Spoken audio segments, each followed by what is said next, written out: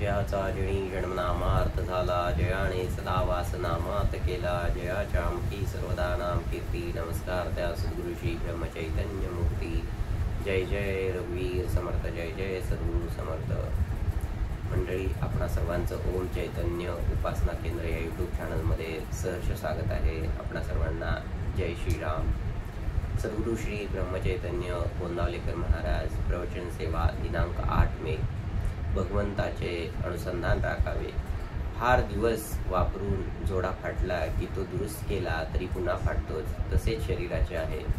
शरीर जीर्ण झाल्यावर त्याला काही ना काहीतरी होतच राहते. दुरुस्त केलेल्या जोड्यातला एखादा खिळा जर पायाला टोचू लागला तर मात्र त्याला जपावे लागते. तसे आजारपणामुळे मनाला टोचणी लागली तर जपावे आणि त्याचा मनावर परिणाम होऊ देऊ नये. आपल्या आजाराचा, म्हातारपणाचा आपण फायदा करून घ्यावा. एखादी शहाणी सुगरणबाई ज्याप्रमाणे कोंड्याचा मांडा करते त्याप्रमाणे आपण आपल्या दुखण्यामधून भगवंताचे अनुसंधान टिकवायला शिकले पाहिजे. अनुसंधानात असले की प्रपंचात मजा आहे. अडचणी आणि संकटे यांची सुद्धा मजा वाटेल.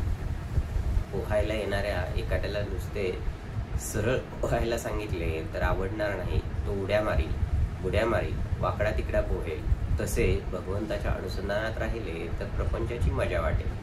कोणतीही गोष्ट एकदा ओळखली की मग तिची नाही भीती वाटत. विषय जोवर ओळखले नाही तोवरच ते आपल्याला त्रास देतात. याकरता ज्या ज्या गोष्टी होत असतात त्या त्या भगवंताच्या इच्छेनेच होत आहेत ही जाणीव ठेवून वृत्ती आवरण्याचा प्रयत्न करावा. परमार्थाच्या आड आपले आपणच येत असतो. आपली वृत्ती जिथे जिथे वावरते तिथे तिथे भगवंताची वस्ती असते. म्हणून वृत्ती जरी कोणतीही उठली तरी तिथे भगवंताची आठवण केली तर ती चटकन मावळते. आपण नेहमी आपल्या उपास्य देवतेचे स्मरण करीत असावे. त्याच्या पायावर मस्तक ठेवावे आणि त्याची अनन्य भावाने प्रार्थना करावी की हे भगवंता, तुझ्या आड येणारे हे विषय तुझ्या कृपेशिवाय नाही दूर होणार. आजवर जगाचा मी अनुभव पाहून घेतला.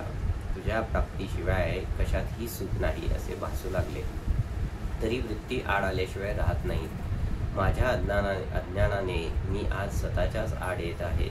तरी तुझी म्हणजे पर्यायाने माझीच ओळख मला पटावी आणि त्यात मी तुला पाहावे. हीच माझ्या जीवितातली शेवटची इच्छा आहे. ही इच्छा तुझ्या कृपेशिवाय पूर्ण होणे शक्य नाही. तरी हे भगवंता, माझे मन तुझ्या चरणी राहो असे कर. यापेक्षा मला जगात दुसरे काहीही नको. आता मी तुझा झालो.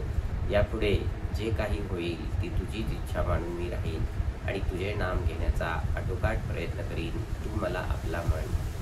जय जय रघुवीर समर्थ, जय जय सद्गुरु समर्थ. ओम चैतन्य उपासना केंद्र या यूट्यूब चॅनलला आपण सर्वांनी सबस्क्राईब करा, लाईक करा, शेअर